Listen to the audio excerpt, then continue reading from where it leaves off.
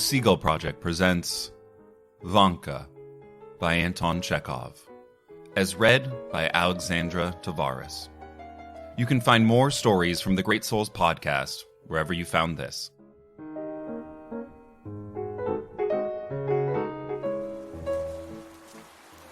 Nine-year-old Vanka, who was apprenticed 3 months ago to the shoemaker Alyakin, did not go to bed on Christmas Eve.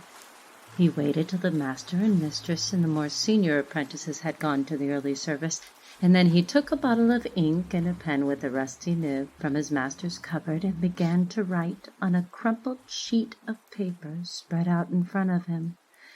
Before tracing the shape of the first letter, he looked several times fearfully in the direction of the doors and windows, and then he gazed up at the dark icon flanked on either side by shelves filled with cobbler's lasts, and then he heaved a broken sigh.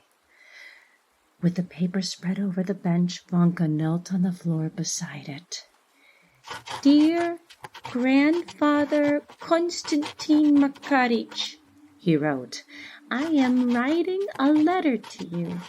I wish you a Merry Christmas and all good things from the Lord God. I have no father and mother, and you are all I have left." Vanka raised his eyes to the dark window pane on which there gleamed the reflection of a candle flame, and in his vivid imagination he saw his grandfather Konstantin Makarich standing there. His grandfather was a night watchman on the estate of some gentlefolk called Jivaryov, a small, thin, unusually lively and nimble old man of about 65, his face always crinkled with laughter and his eyes bleary from drink. In the daytime, the old man slept in the servants' kitchen or cracked jokes with the cooks.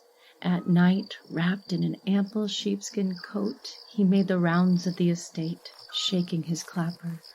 2 dogs followed him with drooping heads. One was the old bitch, Brownie. The other was called Eel because of his black coat and long, weaselly body.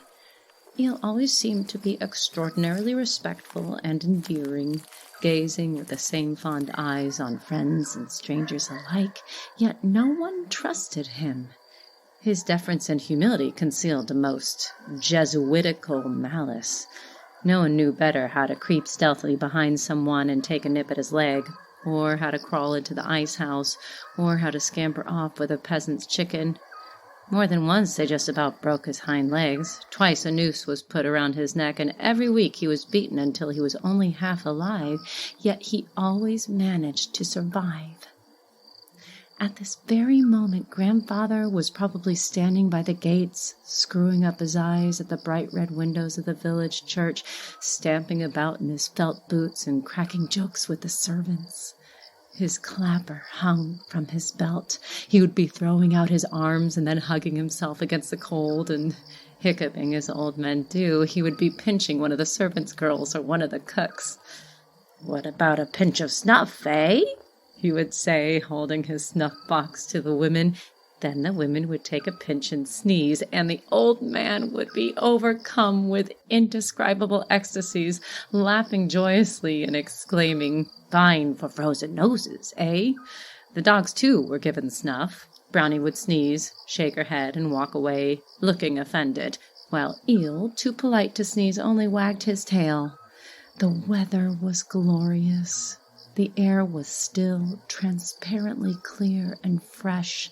The night was very dark, but the whole white-roofed village with its snowdrifts and trees silvered with hoarfrost and smoke streaming from the chimneys could be seen clearly.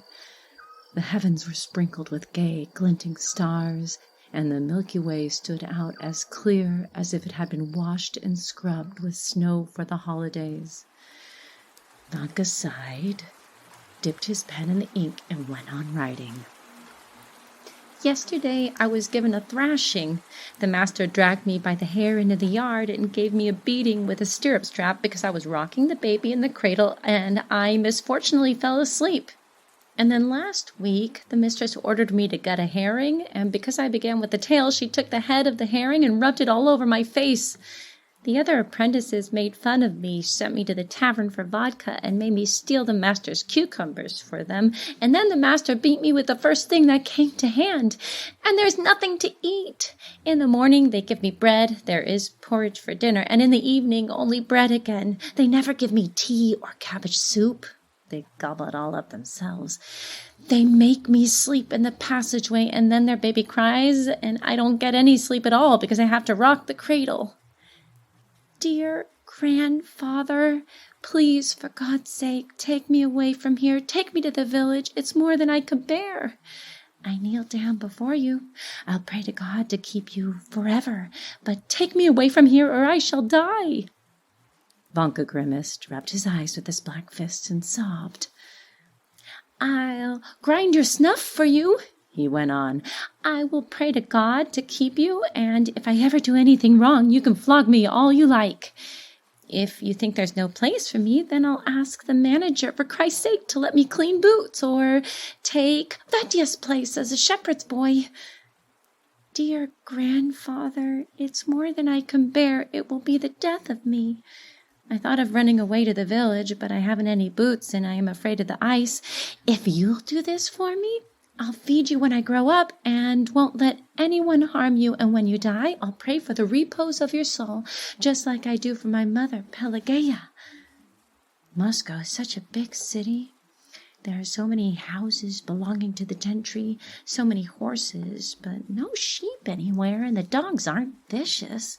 The boys don't go about with a Star of Christmas, and they don't let you sing in the choir. And once I saw fish hooks in the shop window with the fish lines for every kind of fish, very fine ones, even one hook which would hold a skatefish weighing 40 pounds. I've seen shops selling guns, which are just like the master's at home, and each one costs 100 rubles. In the butcher's shop they have woodcocks and partridges and hares, but people in the shop won't tell you where they were shot. Dear grandfather, when they put up the Christmas tree at the big house, please take down a golden walnut for me and hide it in the green chest. Ask the young mistress Olga Ignatyevna and say it is for Vanka. Vanka heaved a convulsive sigh, and once again he gazed in the direction of the window. He remembered it was grandfather who always went to the forest to cut down a Christmas tree for the gentry, taking his grandson with him.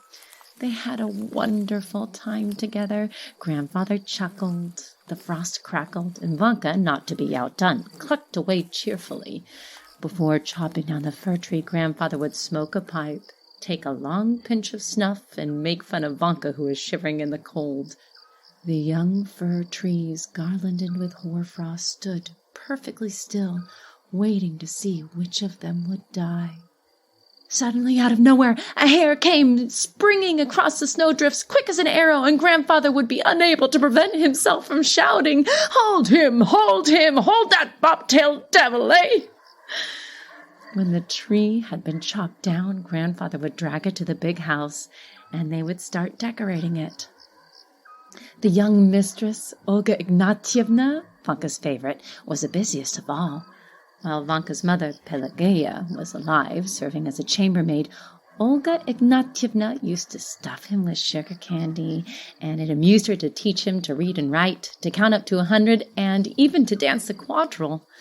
But when Pelageya died, they relegated the orphan Vanka to the servants' kitchen to be with his grandfather, and from there he went to Moscow, to the shoemaker, Alyakin. "Come to me, dear grandfather," Vanka went on. "I beseech you, for Christ's sake, take me away from here. Have pity on me, a poor orphan. They are always beating me, and I am terribly hungry and so miserable I can't tell you, and I am always crying.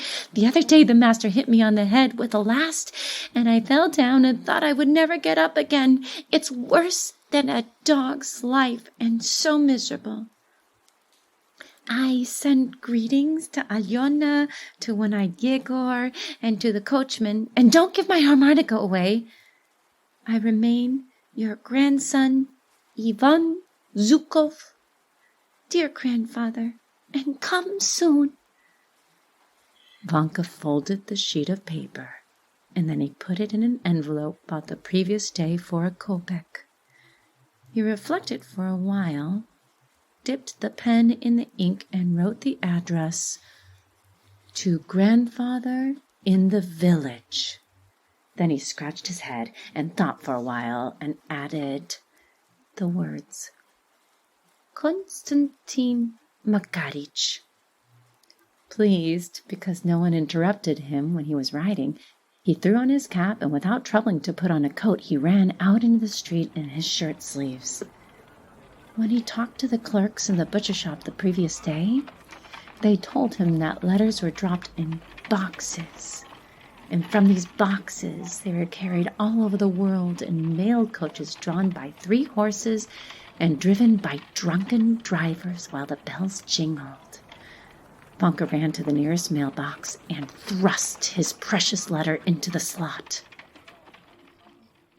An hour later, lulled by sweetest hope, he was fast asleep. He dreamed of a stove. His grandfather was sitting on the stove, bare feet dangling down, while he read the letter out loud to the cooks. Eel was walking around the stove, wagging his tail.